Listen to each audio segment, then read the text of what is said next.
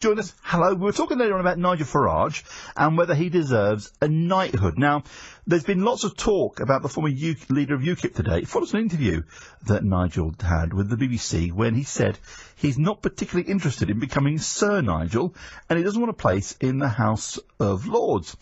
Have a listen to what he actually said. I would not want a peerage. If something else came along, I might accept it, but I wouldn't want a peerage. I don't want to go to the House of Lords. I'm still leading a group in the European Parliament, and once Article 50 gets declared, end of next week possibly, there's going to be a big job still to do.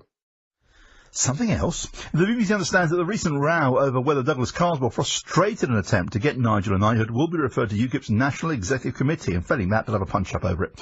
But how do you get a peerage, a knight? How do you get one of these big awards? Because we know what it's worth. I mean, if you're Philip Green, it's worth £363 million.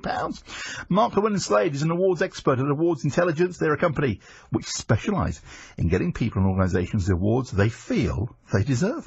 Mark, good afternoon to you. Hi, Roberto. Mark, let's start with the basics. How do you get a knighthood? Well, Roberto, first of all, you've got to be in it to win it, of course, but people can't nominate themselves, so they're reliant on their friends and family and business contacts to put them forward. And I strongly suspect that many outstanding people are slipping through the net due to apathy or simply not knowing how the honour system works. It's actually free to make a nomination. You just need to download the form from the Queen's Honour website and get cracking. Right, but that's one of the lesser awards, MBE. But about knighthood, that can only come from Parliament, can it? No, it's exactly the same process. So when one of your listeners wants to put someone forward for an honour, they get the form, and on it, it doesn't ask what level they're putting their friend or family member forward for. And there's a couple of reasons why they don't bother asking that question. Firstly, people don't tend to know the difference between, say, an OBE and a knighthood, and they'll just stick knighthood down every time in the hope that they'll get something. Well, that's the good one, isn't it? Yeah, absolutely. And the other reason, really, is that it's bad form to be telling Her Majesty what level of honour she should bestow upon someone. So, well, to be honest, Mark, I've been dropping very unsubtle hints for years, and nothing's happened. I mean, I think it's past the date of salvation for me. I mean, there's no hope. I can't even get invited to a garden party. Well, you are a mystery to me, Roberto. I've no idea what's gone wrong here.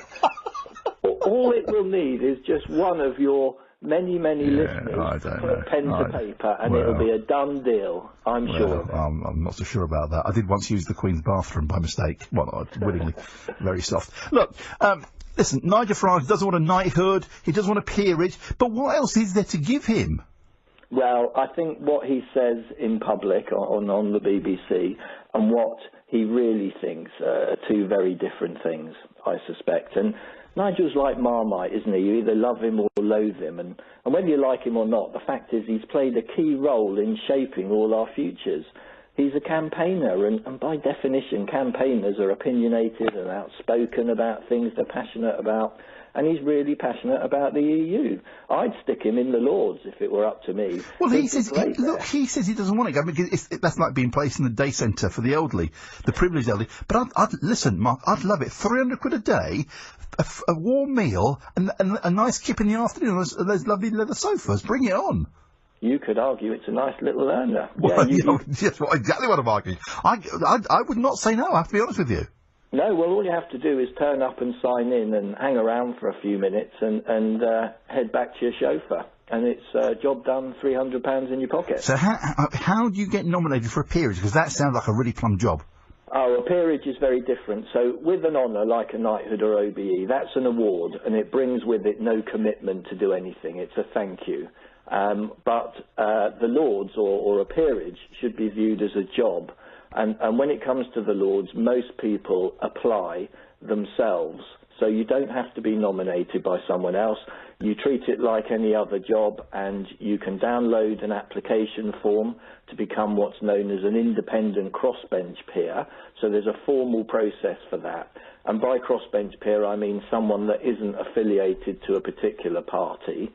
If you want to become, say, a Labour peer or a Conservative peer, then that's a bit different, and you need to apply directly to the Conservatives or the Labour Party. I'm not sure. I used to get Christmas cards from the Prime Ministers and Labour leaders, but not from Theresa May. So you can apply for an independent cross-dressing peer. Actually, crossbench, yes. Right. I mean, you could probably cross-dress as well if you wanted to. That would make you stand out. It might wake a few of them up, Roberto, as well, if you turned up in a pair of stilettos. You get noticed. Mark. One way to do it. Always a pleasure talking. Thank you, sir. Cheers, Roberto. Yes, he knew what I meant. Travel news for bed.